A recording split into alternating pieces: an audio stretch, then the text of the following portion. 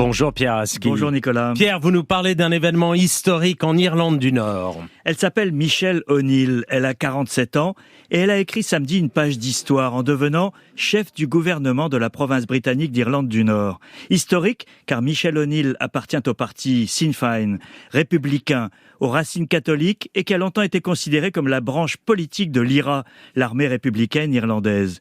Ainsi donc, pendant que le monde se déchire dans des guerres territoriales, identitaires et religieuses, l'Irlande du Nord surmonte les uns après les autres les obstacles qui n'ont pas manqué depuis l'accord de paix du Vendredi Saint il y a 25 ans. Cet accord avait mis fin à des décennies de guerre entre républicains catholiques et unionistes protestants. Il faut se souvenir de ces années de confrontation sanglante pour saisir le vertige de ce moment.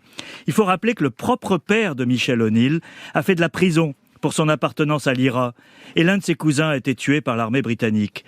Dans son discours inaugural, elle a d'ailleurs souligné que les générations de ses parents et de ses grands-parents n'auraient jamais cru ce jour possible. Et quel est le secret alors, Pierre, de cette réussite ? Les divisions n'ont pas disparu, mais elles se gèrent politiquement, selon la formule de partage du pouvoir élaborée dans les accords du Vendredi Saint et négociée sous l'égide d'un médiateur américain, l'ancien sénateur démocrate George Mitchell. Ainsi, à côté de Michelle O'Neill, une vice-chef du gouvernement unioniste a prêté serment, Emma Little-Pengelly. Alors que le père de Michelle O'Neill était en prison pour l'IRA, celui d'Emma Little-Pengelly avait été arrêté à Paris pour avoir tenté de se procurer des armes pour les paramilitaires protestants.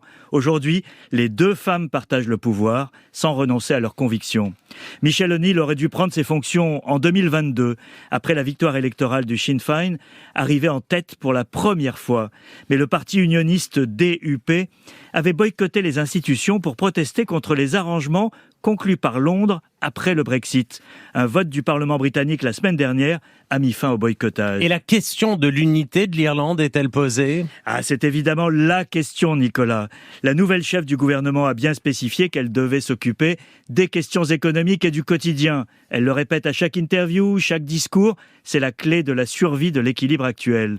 Mais lorsque le gouvernement britannique a déclaré ce week-end que la question d'une réunification irlandaise ne se poserait pas avant des décennies, Michelle O'Neill l'a poliment contredit. Dans une interview télévisée, elle a estimé que l'Irlande était entrée dans une décennie décisive. Les sondages donnent 40% des électeurs pour l'union avec la République du Sud, 40% contre et 20% d'indécis. Pas forcément de quoi gagner un référendum. Pour l'heure, les accords de paix fonctionnent, l'histoire continue.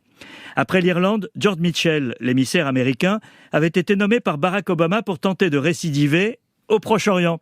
Ça n'a pas marché, mais l'exemple irlandais montre qu'il ne faut jamais perdre espoir.